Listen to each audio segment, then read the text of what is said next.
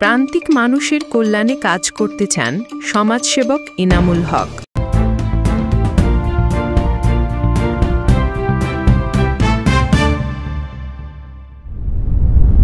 সমাজের দুস্থ ও পিছিয়ে পড়া প্রান্তিক মানুষের উন্নয়নে কাজ করার স্বপ্ন দেখেন বিশিষ্ট সমাজসেবক ও শিক্ষানুরাগী এনামুল হক। শহর থেকে গ্রাম সচেতন মহলে ইতোমধ্যেই তিনি একজন মানবিক মানুষ হিসেবে পরিচিতি পেয়েছেন। নানা সামাজিক সংগঠন পরিচালনা ও বিপদাপদে মানুষের পাশে দাঁড়ানোর মাধ্যমে তিনি গড়ে তুলেছেন নিজস্ব এক অনন্য ভাবমূর্তি। বুড়িচং প্রতিনিধি গাজী কুদ্দুসুর রহমানের তথ্য ভিডিওচিত্রে আরও জানাচ্ছেন সোহানা ইসলাম। তার জন্য আপনাদের সহযোগিতা আমার লাগবে। সমাজের দুস্থ ও পিছিয়ে পড়া প্রান্তিক মানুষদের জন্য কাজ করতে চান কুমিল্লার বুড়িচং পৌরসভার পূর্ণমতি গ্রামের কৃতি সন্তান এনামুল হক।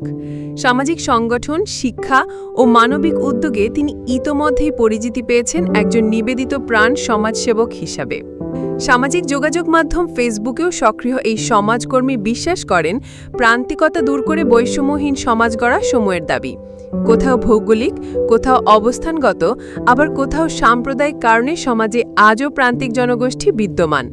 এ বৈষম্যের অবসান ঘটিয়ে একটি ন্যায্য ও মানবিক সমাজ ব্যবস্থা প্রতিষ্ঠায় কাজ করতে চান বুড়িচং পৌরসভার ৪ নং ওয়ার্ডের পূর্ণমতি গ্রামের কৃতি সন্তান এনামুল হক। এনামুল হক মনে করেন আগামী প্রজন্মের জন্য একটি সুন্দর সমাজ উপহার দিতে হলে সাংস্কৃতিক চর্চা ও খেলাধুলার প্রসার অপরিহার্য। এর মাধ্যমে গড়ে তোলা সম্ভব মানসিক ও শারীরিকভাবে সুস্থ জাতি।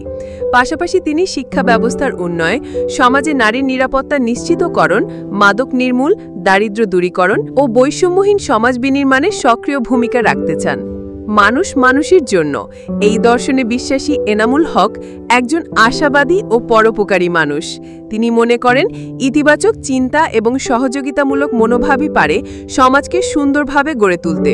তাই তিনি সবার সাথে মিলেমিশে কাজ করে যেতে চান মানুষের সেবায়, সমাজের প্রান্তিক মানুষদের কল্যাণে। কে নিউজ 24, কুমিল্লা।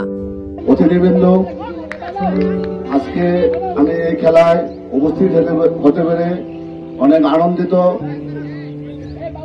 আমি যারা আজকে এই খেলায় অনেক মেধা এবং শ্রম দিয়ে আয়োজন করেছেন তাদেরকে অনেক ধন্যবাদ জানাচ্ছি এবং যুব সমাজের ভাইদেরকে আমি অনুরোধ করছি আপনারা এই খেলাধুলা ভবিষ্যতে আরো এগিয়ে নিয়ে যাবেন, কারণ খেলাধুলা শিক্ষারই একটি অংশ।